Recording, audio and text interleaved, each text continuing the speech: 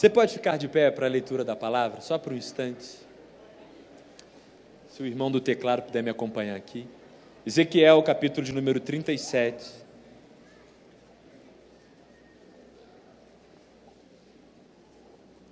A partir do verso de número 1. A palavra de Deus diz assim. Ezequiel, capítulo 37. A partir do verso de número 1. A palavra de Deus diz assim: Veio sobre mim a mão do Senhor, e Ele me fez sair no Espírito do Senhor, e me pôs no meio de um vale que estava cheio de ossos. Me fez passar em volta deles, e eis que eram muito numerosos sobre a face do vale, e eis que estavam sequíssimos. E me disse: Filho do homem, porventura viverão esses ossos? E eu disse: Senhor Deus, Tu o sabes. Então me disse: profetiza sobre esses ossos. E disse-lhes: ossos secos, ouvi a palavra do Senhor.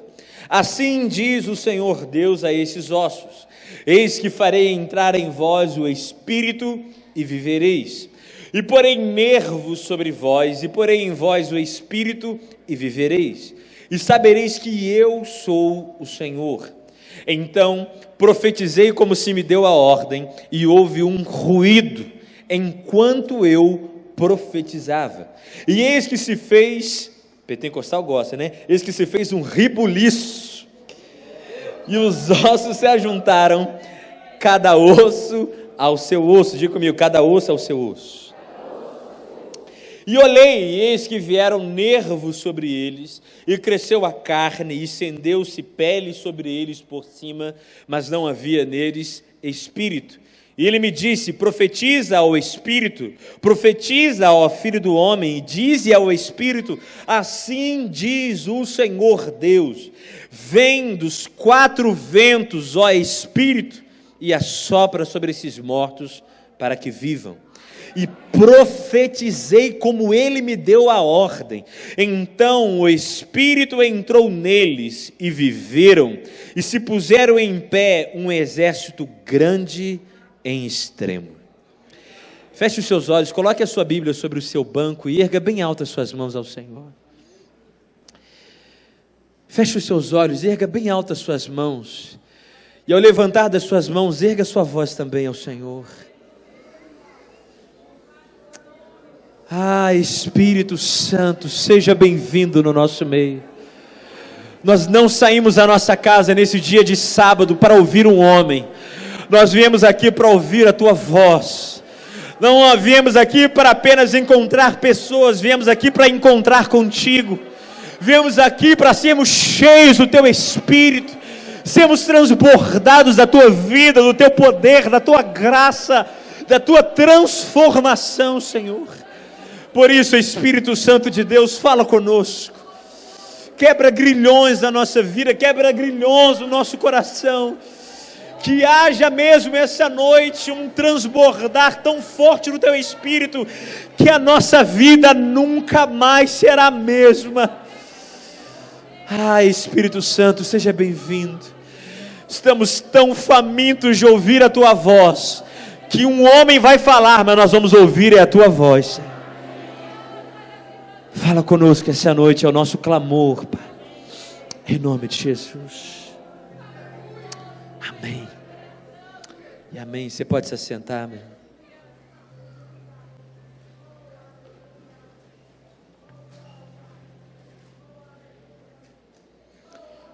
Ezequiel, capítulo de número 37, é um dos textos na Bíblia tão famosos.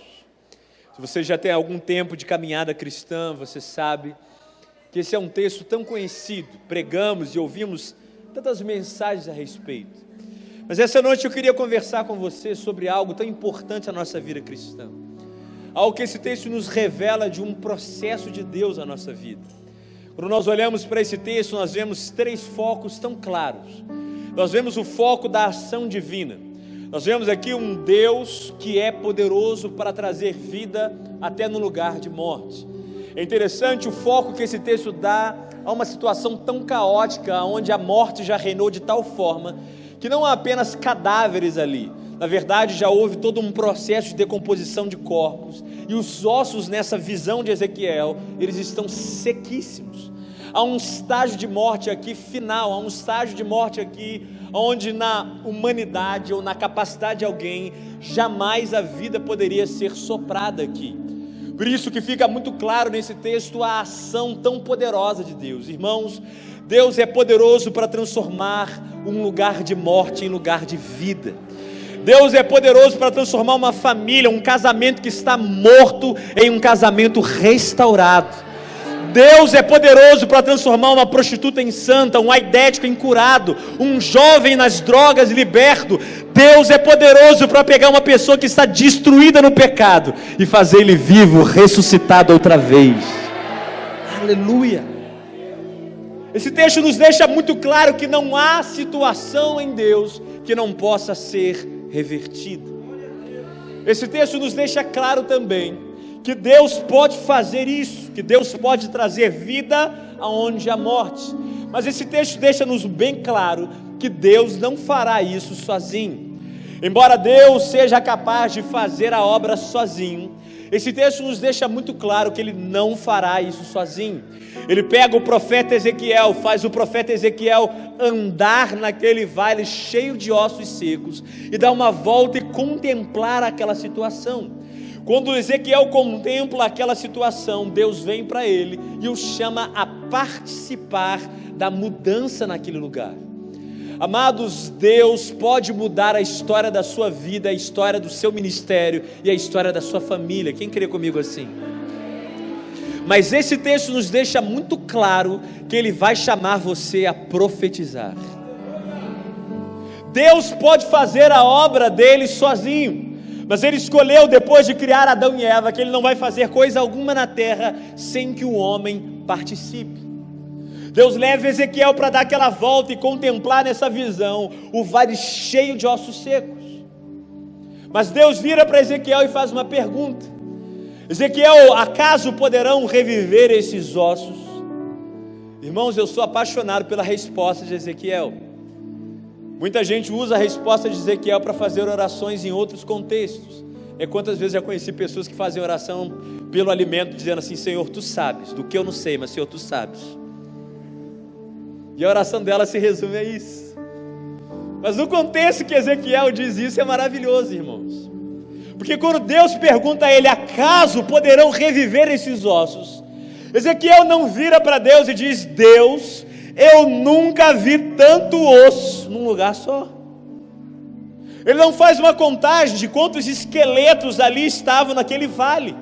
Ele não fala sobre a geografia do vale. Ele não fala sobre a quantidade de ossos secos que estavam ali. Quando Deus pergunta para Ezequiel se os ossos podem reviver, Ezequiel não dá relatório do vale. Ezequiel diz: Senhor, Tu sabes. Meu irmão, quando Deus levanta a sua vida para profetizar, Ele não quer relatório do problema. Ele quer que você olhe para Ele e diga: Senhor, Tu sabes, Tu podes, Tu és um Deus poderoso, que era, que é e que há de vir. Aleluia! Para de dizer como está, Deus já conhece o vale. Para de dizer como a situação está. E faça como Ezequiel. Olhe para ele. Senhor, Tu sabes. Senhor, Tu podes. Parece que Deus gostou da resposta de Ezequiel, porque Deus continuou o processo com ele. Deus disse assim para Ezequiel: então profetiza. Então abra a tua boca e declare. Meu irmão, essa conferência do Espírito Santo pode ser só mais um evento na sua vida, mas essa conferência também pode ser o evento onde a glória de Deus vai te encher. Irmão, qual é a diferença de ser um evento e o evento na minha vida? É se você essa noite fizer como Ezequiel, você abrir a sua boca. Talvez você tenha hábito de chegar numa reunião como essa de avivamento e ficar com seus lábios fechados, orando na mente silenciosamente. Irmãos, Ezequiel não ficou mentalmente dizendo para o vale virar um vale cheio de vida. Ezequiel não deu uma ordem mental para as coisas acontecerem. Ezequiel abriu a boca. Eu já estou vendo que essa igreja já entendeu isso, porque ela está barulhenta para o Senhor Jesus mesmo. Isso não é chavão de pregador, irmãos, para que você abra a boca. Isso é um princípio bíblico. A Bíblia fala que a vida e a morte estão no poder da língua. Se você ficar de boca fechada, seu vale de morte continuará sendo vale de morte. Mas se você abrir a boca igual a Ezequiel, Deus vai pegar a sua oração essa noite e vai fazer um milagre no meio da situação. Então sacode seu irmão, fala para ele assim: abre a tua boca essa noite para clamar, meu irmão.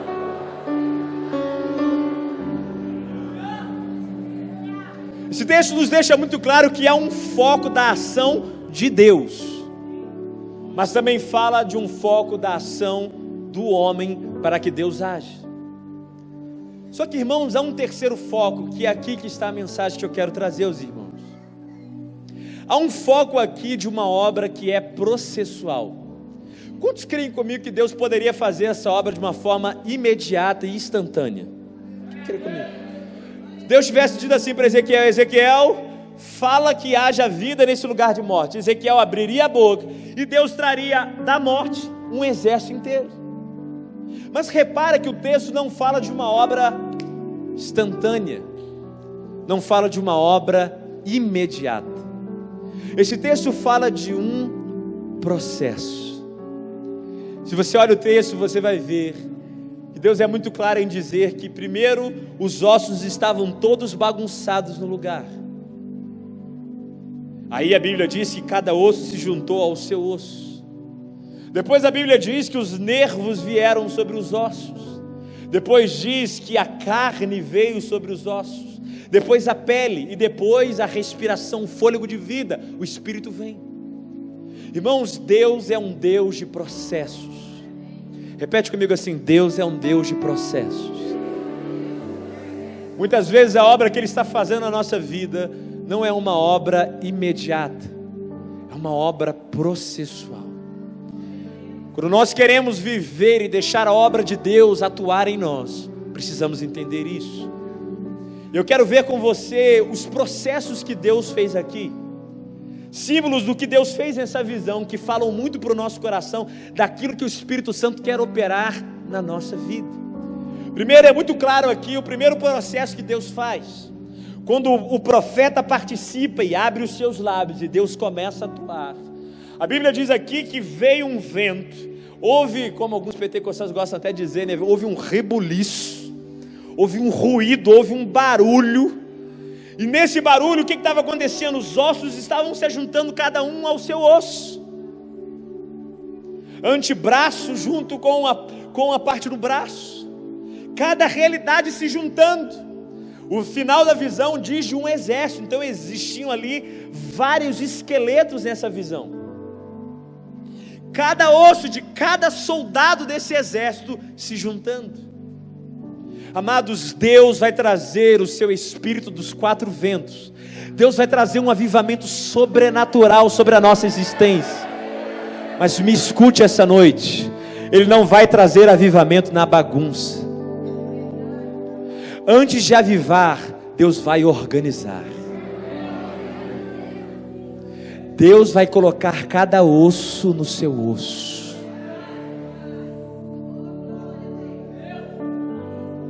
A primeira obra do Espírito aqui é trazer organização, é colocar cada coisa no seu devido lugar. Para nós, hoje em dia, o que mais desordena a vida de uma pessoa se chama pecado. Deus quer acabar, Deus quer desfazer a desorganização que o pecado tem provocado na nossa vida. A desorganização da pornografia, da mentira. Deus quer soprar algo tão forte no nosso coração, que Ele não vai fazer apenas alguém com vida, mas Ele vai fazer alguém organizado para viver essa vida. A bandeira do Brasil, existe um lema, existe uma frase no meio da nossa bandeira do Brasil. Qual é, gente? Mas você já reparou que não tem progresso porque não tem ordem?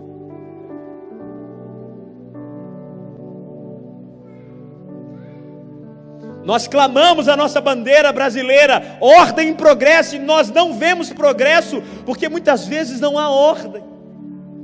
O que é verdade para o Brasil tem sido verdade para a nossa vida diária. Temos clamado por progresso, e Deus está falando assim: filho, organiza a tua vida, coloca em ordem essa situação, porque eu vou te dar progresso. O Espírito Santo já tem falado com pessoas aqui há algum tempo, para organizar algumas áreas da sua vida, para colocar no lugar algumas áreas da sua história, e você tem negligenciado isso, meu irmão. Ouça o Espírito Santo, porque o que está para vir é um sopro sobrenatural da parte dele. Aleluia.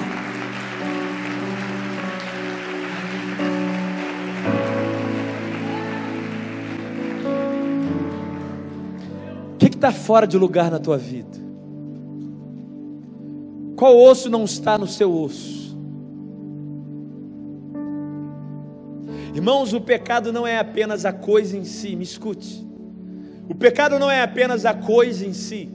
O pecado também é uma coisa boa feita de forma exagerada. Eu explico. O pecado, coisa em si, é o que a própria Bíblia já deflagra.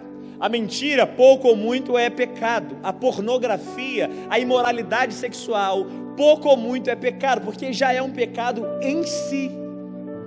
Mas pecado não é apenas a coisa em si. Pecado também é uma coisa boa feita de forma exagerada. Quantos aqui gostam de comer? Levanta a mão e o pé aí. Quem gosta de picanha? Jesus.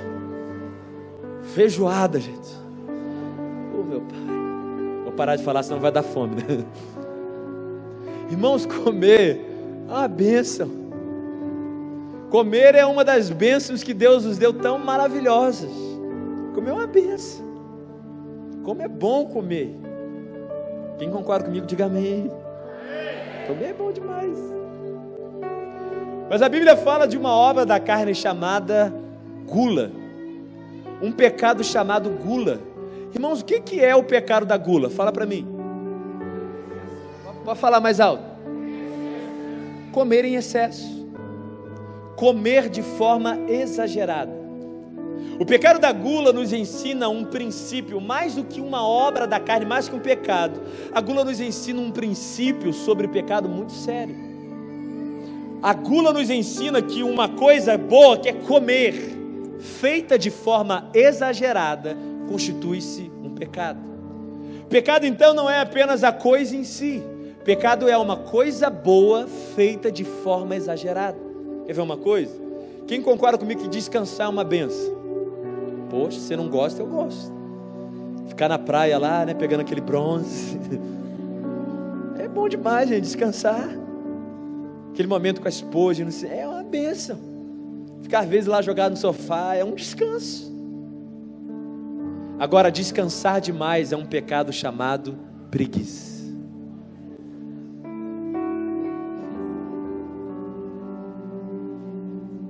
Trabalhar, embora alguns não achem, trabalhar é uma bênção de Deus para nós. Não é maldição do pecado de Adão e Eva, porque Deus deu o trabalho para o homem antes do pecado. Trabalhar é uma bênção.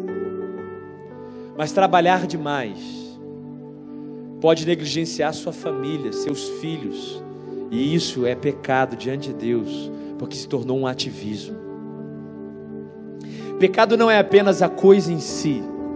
Pecado é algo bom que é feito de forma exagerada. Quem está entendendo o que eu estou falando aqui? Irmãos, Facebook, Instagram, televisão, nunca foi e nunca será pecado.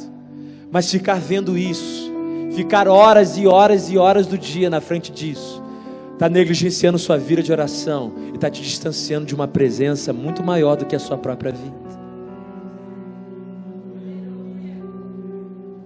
Talvez sabe qual é o osso que está fora do lugar? É o osso da consagração. Você se deu tanto a práticas de entretenimento, Há coisas que ensinam são erradas, o Face, Instagram, eu uso, gente, não tem nada de errado, mas talvez a gente está fazendo tanto que nós estamos perdendo o nosso fôlego espiritual. Chega de desorganização com o nosso tempo. Deus quer organizar o teu tempo para que você possa viver o melhor que Ele tem para você, meu irmão.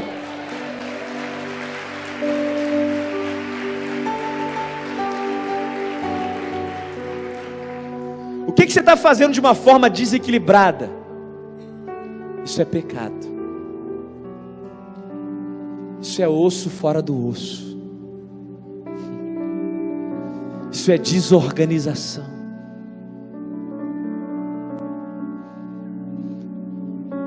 Eu tenho uma convicção no meu espírito essa noite que Deus está falando isso com muita gente aqui há algum tempo. Mas há algum tempo. Que Deus está falando assim: filho, você passa tempo demais na televisão, desliga isso. Filho, você trabalha demais dentro de casa, guarda, dá um tempinho para mim, separa para mim. Primeira obra que Deus faz aqui é uma obra de organização. A segunda obra que Deus faz aqui são os nervos. A visão, gente, é cinematográfica mesmo. Tem uma porção de esqueleto agora, cada osso no seu osso. Diz a Bíblia que começa a crescer nervos. Algumas versões falam tendões, mas a expressão são nervos. Cada corpo humano possui isso. Nós temos como fiozinhos bem fininhos no nosso corpo, que vão passando sobre a nossa musculatura. E é isso que está acontecendo nessa obra aqui. Os nervos estão crescendo sobre os ossos. Agora é interessante que se você vai estudar sobre os nervos no corpo humano, a função deles é muito interessante. Os nervos são responsáveis no corpo humano pelo sistema de transmissão de informação.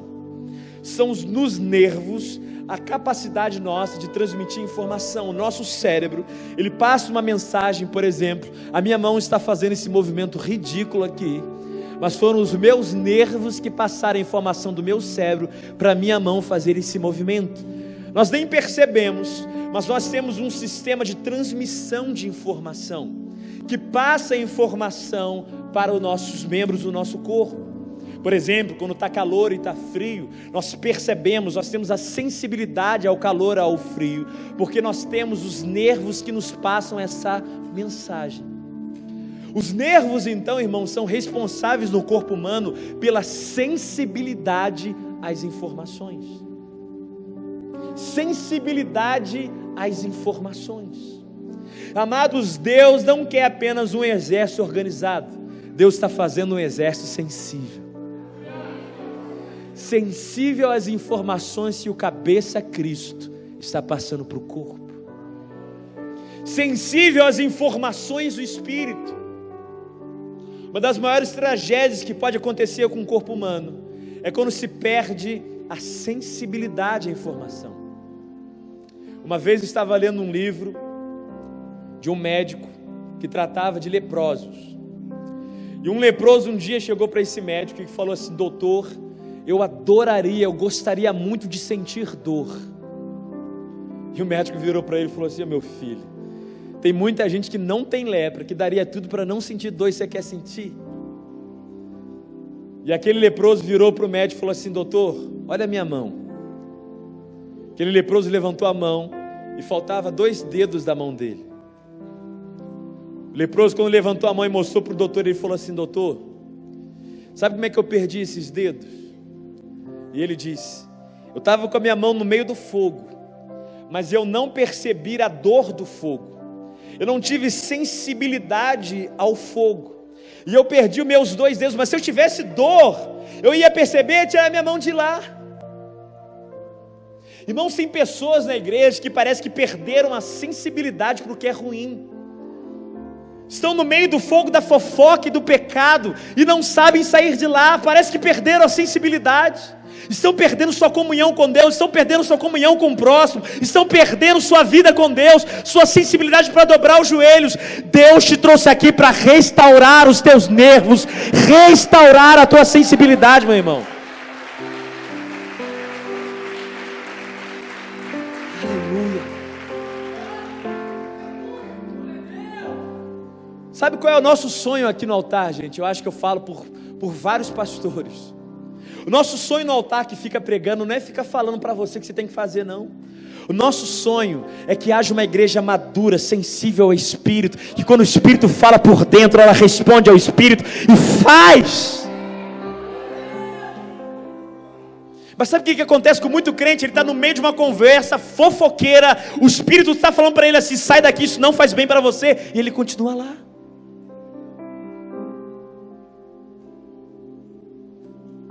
Você sabe que a sensibilidade não é algo que eu posso dizer assim que é comum a todos. Tem coisa que o Espírito Santo me chama a sair da frente. Tem coisa que o Espírito Santo fala comigo: filho, isso não é para você. E para algumas pessoas aquilo não faz diferença nenhuma. Eu me lembro uma vez que estava em casa vendo televisão com a Raquel, minha esposa. Eu estou vendo, zapeando os canais. Aí eu parei num canal de um programa de humor. Eu vi algumas piadas, achei engraçado, mas de repente o cameraman deu um close numa mulher de biquíni, e ele veio de cima do corpo dela para baixo, dando um close nas partes da mulher. Ela de biquíni e aquele homem lá gravando, passando pelo corpo dela. Na hora que ele começou o processo, eu mudei de canal. Porque a minha sensibilidade espiritual disse para mim assim: Drummond, isso não é para você. Não perca nenhum minuto com isso. Para minha esposa Raquel, aquela mulher de biquíni não faz diferença nenhuma, graças a Deus.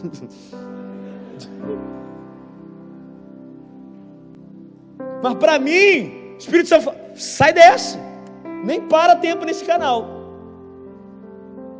Mas tem uns crentes, irmão, que eu não sei o que eles têm. Ele bate no canal e fala assim: eu aguento. Só forte.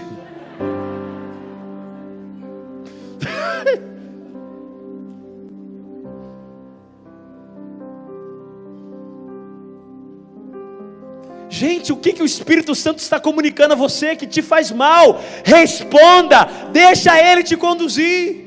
Tem gente que está aqui que o Espírito Santo está falando assim: olha, larga esse relacionamento, esse homem não é para você. Responda ao Espírito Santo. Tem programa de televisão que você já não devia estar lá há muito tempo. Irmãos, isso não é coisa do altar, isso é coisa de intimidade que Deus tem com você. Talvez ninguém saberia que isso é pecado para você, mas você dentro de você sabe.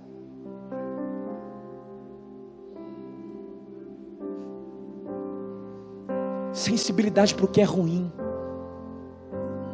Nervos simbolizam essa sensibilidade que Deus quer trazer para nós de novo. Irmãos, quando a gente começa a ter sensibilidade, responder essa sensibilidade ao que é ruim, você vai começar a perceber que essa sensibilidade também vai ser aguçada para aquilo que é bom. Você vai estar no meio de um deserto, ao invés de ver o deserto, vai estar vendo a nuvem da presença de Deus junto com você. Você vai estar mais sensível à presença do que sensível a problema.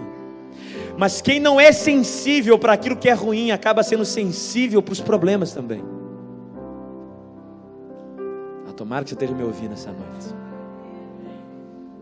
Quem não é sensível àquilo que faz mal, quando está no meio de um deserto, também fica sensível ao deserto.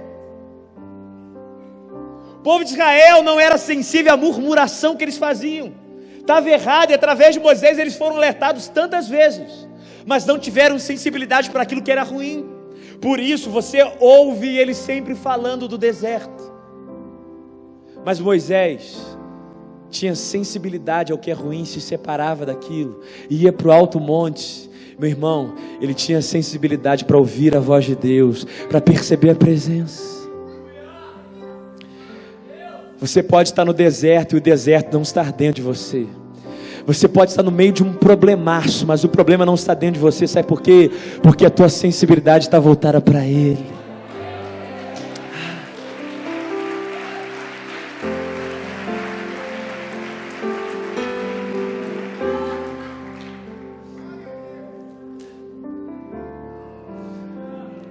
Por causa do nosso ministério itinerante, nós, pela bondade e graça de Deus, viajamos a muitos lugares, vamos a muitas igrejas, e eu confesso para os irmãos que eu fico às vezes espantado em alguns lugares que eu vou, que parece que no meio do culto, parece que para os irmãos acreditarem que Deus está presente, parece que tem que aparecer os 4 seres viventes.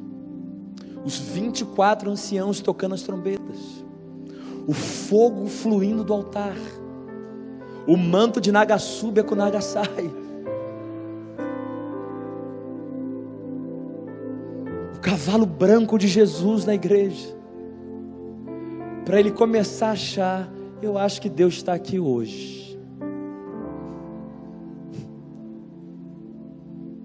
Mas tem igreja tão sensível ao Espírito, e eu acho que eu estou numa igreja assim essa noite,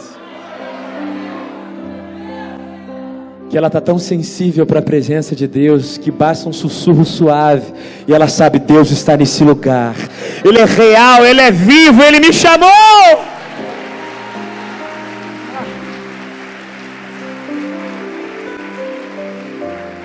Levante as suas mãos no seu lugar, meu irmão. Quero profetizar sobre a tua vida essa noite. Levanta bem alto as suas mãos. Eu quero declarar que a frieza espiritual será arrancada pelo poder do Espírito essa noite. Ele restaura os teus nervos nesse lugar.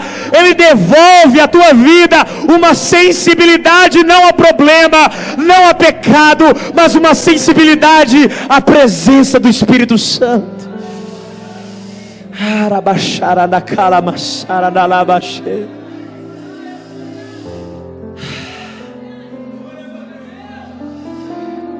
Essa obra já está acontecendo aí onde você está, meu irmão. Seja bem-vindo, Espírito Santo.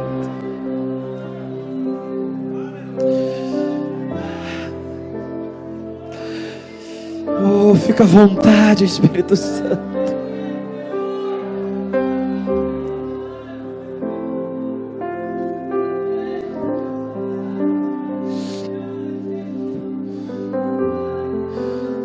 A minha oração essa noite não é para Deus vir aqui, irmãos. A minha oração não é para Deus vir a esse lugar em Betim essa noite. A minha oração não é para Deus vir porque Deus já está aqui. A minha oração é que haja sensibilidade nos crentes que nasceram de novo, para reconhecerem a presença dEle.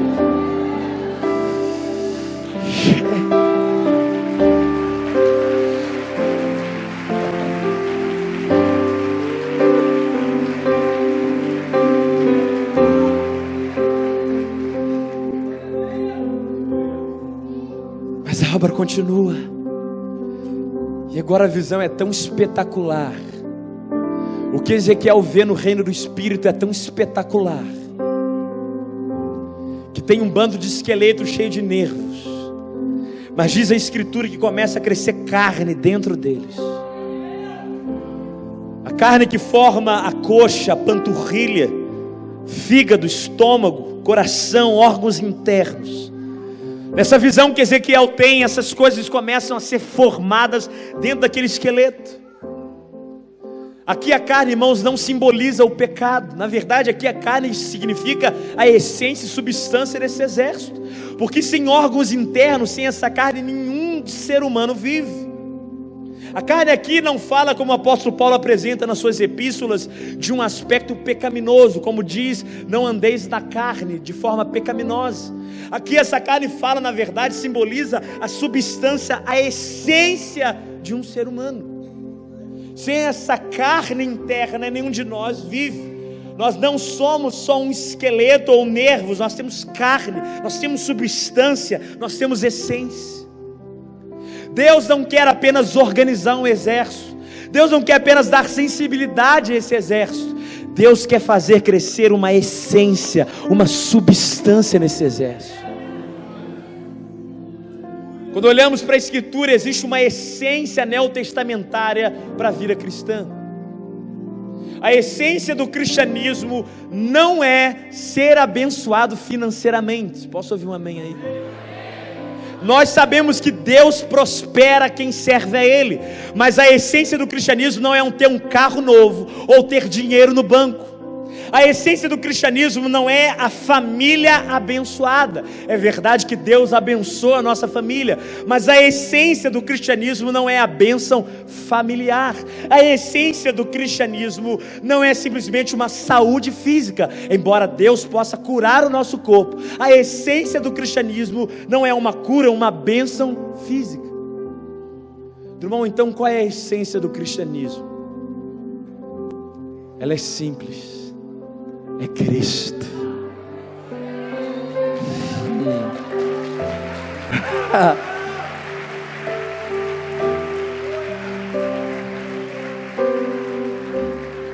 Me assusta com profundo nojo igrejas no Brasil hoje que falam mais de dinheiro do que de Cristo. Me enoja ver no Brasil uma igreja que fala mais de bênção do que de Cristo.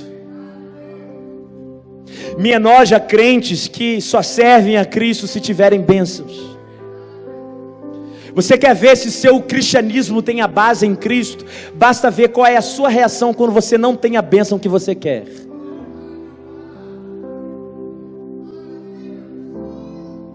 Eu conheço muito cristão que quando não tem a bênção financeira, ele para de servir a Deus. Ora, se a essência é Cristo, meu irmão, eu posso não ter dinheiro, mas eu tenho a presença dele comigo. Ele morreu na cruz do Calvário por mim.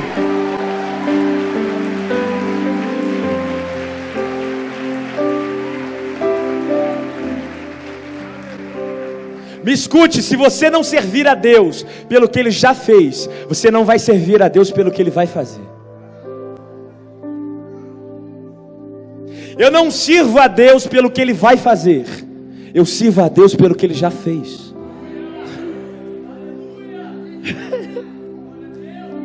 O que isso significa, irmão? Que se Ele não me der mais nenhuma bênção futura, eu já vou servir a Ele, porque Ele já fez uma coisa linda. Ele mandou o seu único filho para morrer por mim lá na cruz do Calvário, para perdoar os meus pecados.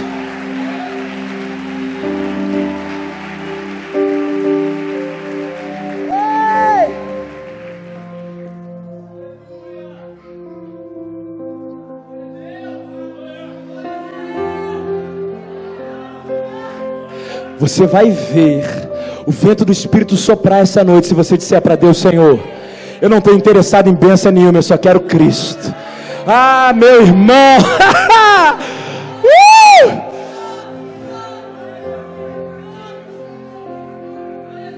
Porque o Espírito Santo só foi enviado porque Cristo subiu à destra de Deus Pai e pediu pelo Espírito Santo, meu irmão. Cristo é a base do avivamento. E se você adora Cristo, se você está focado no que Ele fez e não no que Ele vai fazer, você vai começar a ver o derramamento do Espírito na tua vida.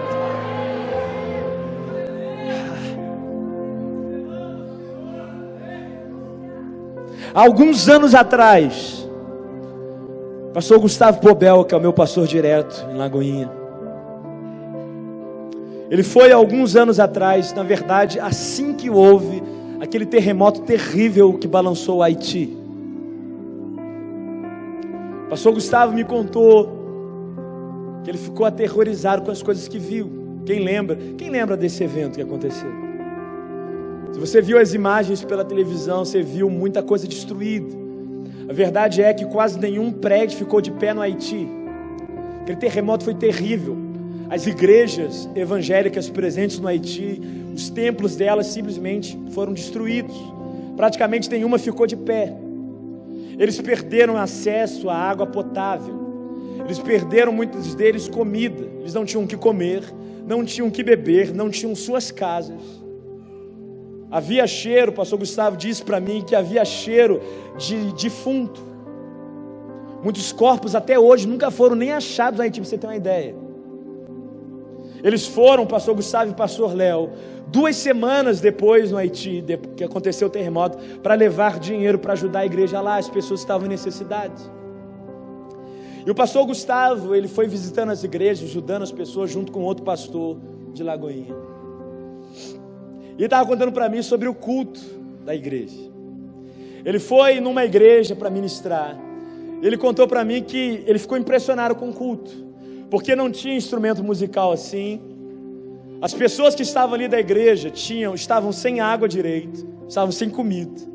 Alguns membros da igreja tinham perdido seus familiares no meio daquilo tudo. E o pastor Gustavo viu o culto ao ar livre, sem nenhum instrumento, e o povo dançando e adorando por 2 horas. O pastor Gustavo disse para mim uma coisa que eu nunca mais vou esquecer. Ele disse assim para mim: Drummond, para o haitiano, Cristo basta.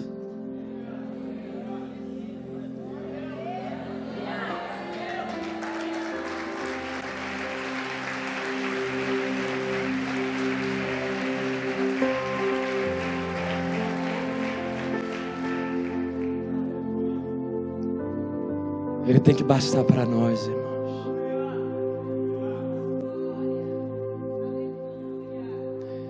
Cristo precisa bastar para a igreja brasileira.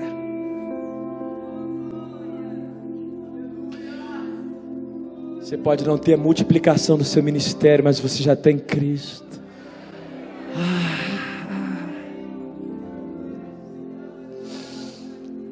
Você pode não ter o dinheiro que você sonha, mas você tem a melhor tesouro do planeta, é Cristo. Será que por um instante você pode levantar as mãos mesmo, sentar e de adorar a Cristo? Adorar a Cristo. Isso, igreja, levante a tua voz.